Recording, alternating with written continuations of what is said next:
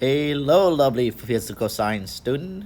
This will help you understand and use graph more in terms of distance over time, which is speed.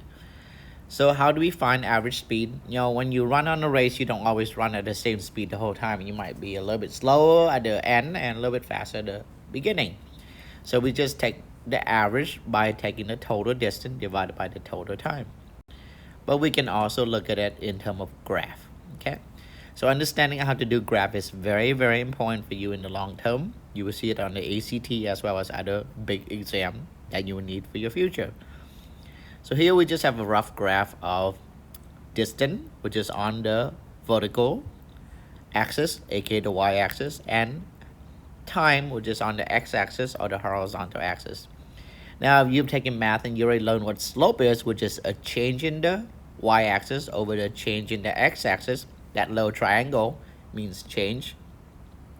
You would know that speed is simply just the slope of the graph, because changing y over changing x is distance, which is y, over x, which is time.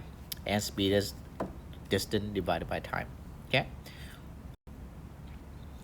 So looking at this graph, the explanation on the left will tell you, if you have a straight line, that means that someone's going at a steady speed the whole time. Like someone traveling in space will tend to have a very steady speed, and it doesn't go up or slow down because there's nothing that's slowing it down.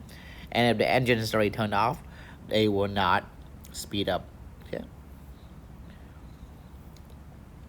Now, if you have a line that change a little bit, that means that the speed is not constant, it's varying. So both the blue and the green line here is an example of speed that's fluctuating. Like someone running a race, or someone bicycling. When you go uphill, you're going to slow down. When you go downhill, you're going to speed up. Okay. A flat line means that there's no motion involved. So whenever you see a flat line, that means there's no motion involved. Because why? You're not changing the distance. You're standing still. If there's no change in distance, if you have a flat line, like for example right here, that means you're staying at 10 meters away from your start and you're just stopping there. Over time, you're not going anywhere. So flat lines simply mean no change in speed, or you're staying still. Okay? And the steeper the line, that means you're changing your distance faster over the same given amount of time. So if I have a line that goes like this, for example, I went 12 meter or 12 kilometer in 20 minutes. Whereas if I have a flatter line like this, I went only 2 kilometer in 20 minutes. You see I cover a lot more distance in the steeper line. Okay, once again, slope or the steepness of the line is your speed. So the steeper it is, the higher your speed, okay? So which biker has a constant speed? In this case, the only line that's straight is Kim. So here's some more analysis. Which one started the fastest? Okay, and the answer is Barry, because at the beginning, Barry was the steepest. And the steeper you are, the faster you are.